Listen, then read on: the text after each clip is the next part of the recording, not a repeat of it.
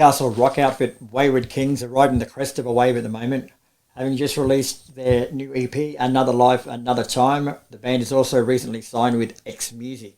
So things are definitely happening, and to fill us in more on that, let's speak to frontman Ryan. Thank you, man. No worries. So the Wayward Kings released a new EP, Another Life, Another Time, on December the 1st. So how you feeling about it, bro? Is it still nerve-wracking this day and age, putting something out?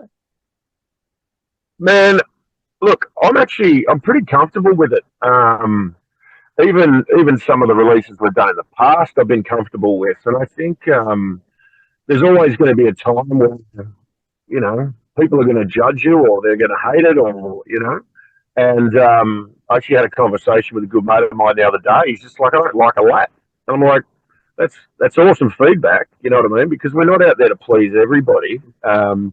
Matt Simmons and I pretty much, a brains trust of Wayward Kings as such.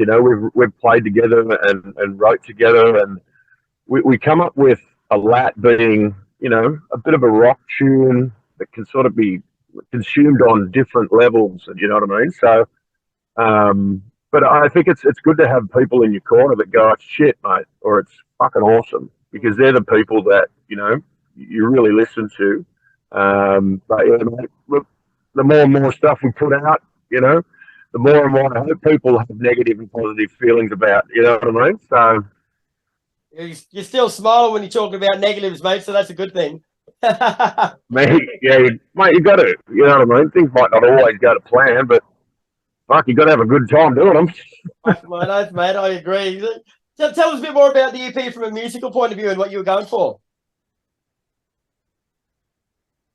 I think for this EP, we originally had, there was about 7 tracks that we were going to put onto the EP, and the whole goal behind the sound and what we wanted to sort of release was Wayward Kings are very much a live band.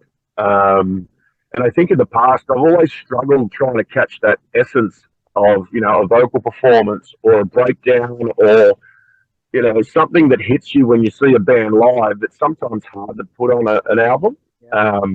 And I think our main goal was just to have listeners be able to hear what we sound like live. And I'm very, very lucky to have 3 of the guys in my band that the rhythm section is just tight as a fish's ass, and Nick Buki on drums, Jamie Hill on bass.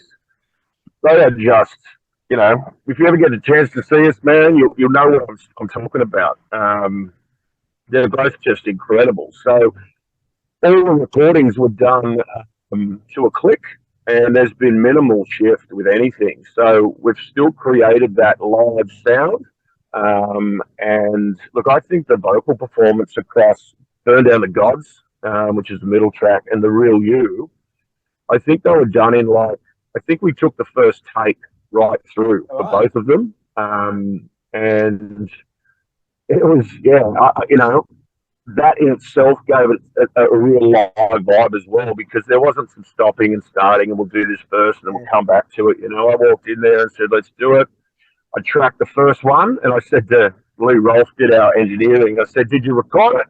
And he's like, mate, I always record. So that was pretty much Burn Down the Gods was the first track we did, and I'm pretty certain that's that first whole take, give or take some fiddly bits. But that's a good example of what we are live, and I think that was what we were trying to go for. Yeah. Now, she's only a 3-track EP, like you said, mate, so we've got time to go through each song track by track, and you can tell us a bit more about it. So we'll start with A Lat. Yep. So A Lat, like I said, was written as a rock song, a rock tune, something that can be sort of digested across not necessarily your heavier sort of fans, but it's something that still sits in the Wayward King genre as just a banging track. Matty come up with a intro for it about 18 months ago, I think, and I remember he showed it to me. I'm like, that's just a really wicked hook, the guitar hook, and we went through a couple of different changes with it. We actually, Maddie and I did a lot of the pre-production, and we got to the end of it and went like, fuck, man, this song is awesome. You know, it is just awesome. And we were both chuffed going, it's a fucking hit. It's a hit, you know. And we sent it through to Lee, and he goes, it's an absolute clusterfuck. And Matt and I go, what the fuck, you know? You know, but once you play something and listen to it for fucking hours, you know, your ears sort of stop working, I think. And I think that's where we ended up with that track. Anyway, he goes, you've got 2 choruses in the song. I'm like, yeah, but it just keeps going. He goes, get rid of that. Right, we'll move down to the second song on the album, which is Burn Down the Gods. Yeah, Burn Down the Gods. This song, well, not necessarily this song, but like I said, Maddie and I have been writing together for a long time, and he come up with this hook, another guitar hook, and at the time we had nothing with it. We had no lyrics, we had no structure. It was literally just a hook and some pretty fucking boring chords or something, you know. It was a real inception of the song. Anyway, I've always loved that guitar hook. Like it's probably one of my favorite guitar hooks in a lot of our stuff.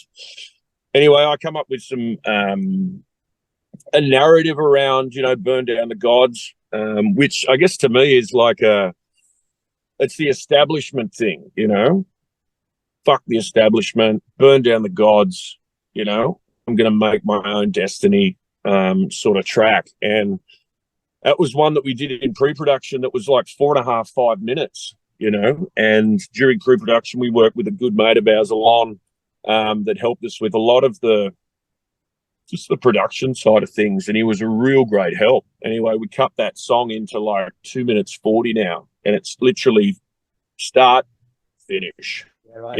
And it just doesn't let up. And yeah, that's one of my favorite tracks at the moment. Anyway, it's probably because it's the newest that we've been working on, So. Yeah, I was going to finish it up with The Real You. It sounds like a love song. Man, The Real You. So did you get a chance to listen to that one yet? I got halfway through it before I had to ring you, but I was digging it. Cool. No, that's all good, man. Yeah, look, The Real You, it can be taken from many perspectives, man. I see it as looking into somebody, whether or not you're in a relationship with them or, but coming up with, you never get a chance to see the real person, and like I said, songs can be interpreted in many different ways, but look, deep down, yeah, potentially a love song, but it's also it's got some wicked parts in it, man. Yeah. There's some wicked parts in it. I was sort of hoping you'd take a bit longer to answer so I could listen to more of it, but you cut me off. Yeah. When we play it live, man, the breakdown in the middle it's so airy yet so tight, and some of the rhythms in there as well, mate, are just, like I said, to me, it's just a fucking good old rock track. All of those songs are, Yeah, that's actually the overwhelming feeling I got listening to. It was just a good old school Aussie rock. Yeah. And mate, we're super excited for it to actually be launched, because a lot of our fans, unless they've come to some shows, they wouldn't have heard a lot of these tracks.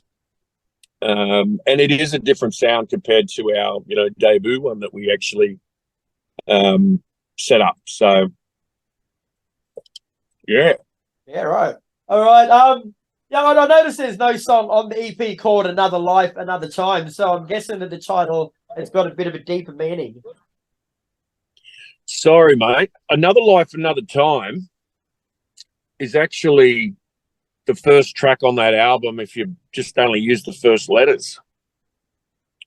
So a lap is Another Life, Another Time. And I've always had trouble trying to come up with EP names and, song titles and stuff that just don't sound they just sound shit, or they're corny, and it's really funny that because they're the last lyrics in a lat as well. Another life, another time, or like just before the ending.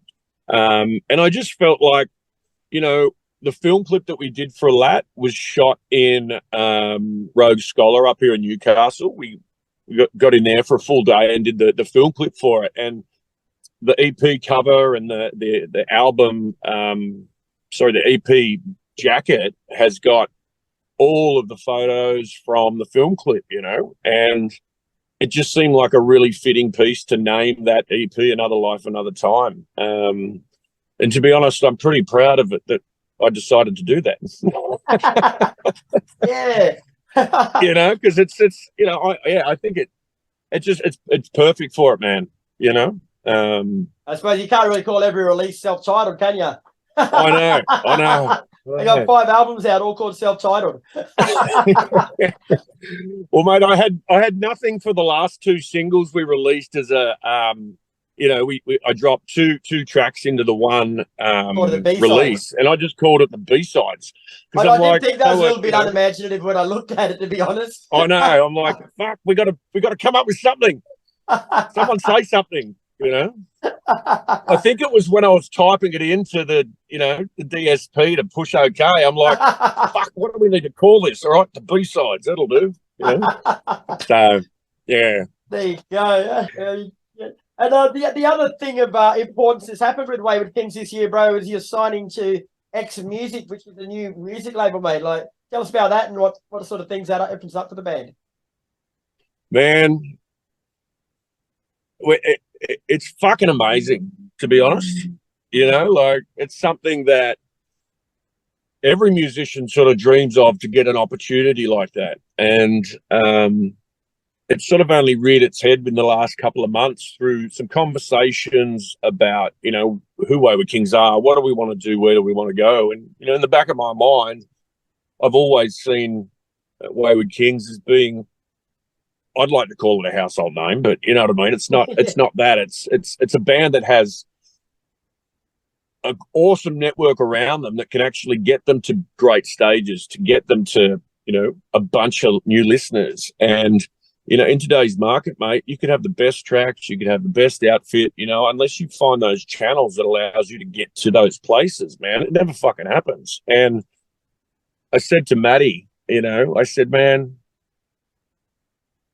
it's really up to the universe now, man. You know what I mean? Like, we've got an actual label that is going to work with us and get us to where we need to be. And, I honestly think it just really, it all comes down to if the songs are going to hold the water. You know what I mean? If they've got the weight to carry us to that next level. Because, having the meeting with XMusic, we've got a really good platform, man, to take that Australia-wide and overseas, and I think the label is a glamorous sort of, notch on our belts or on our hats, but I think in the essence of it, man, it's practically we're on a world stage, man. You know what I mean? No matter where that goes or what that is, it's sort of like we've opened the door, turned the key in the lock, and we're standing there in our undies. You know what I mean? Like, my head was going into a beautiful place right then, and he just dragged it straight into the gutter.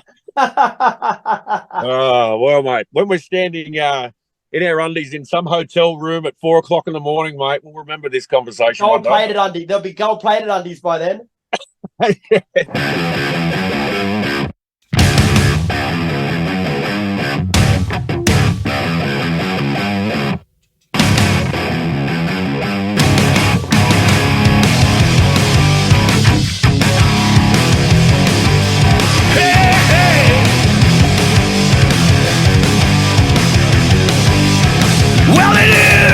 States in the story so far, born into a family of a family that's gone.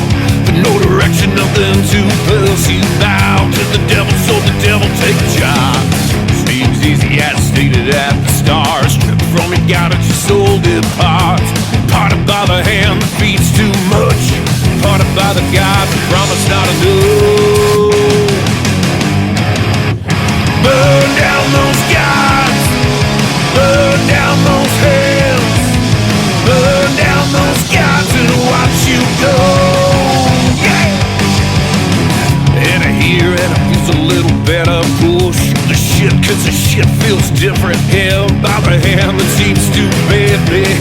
by the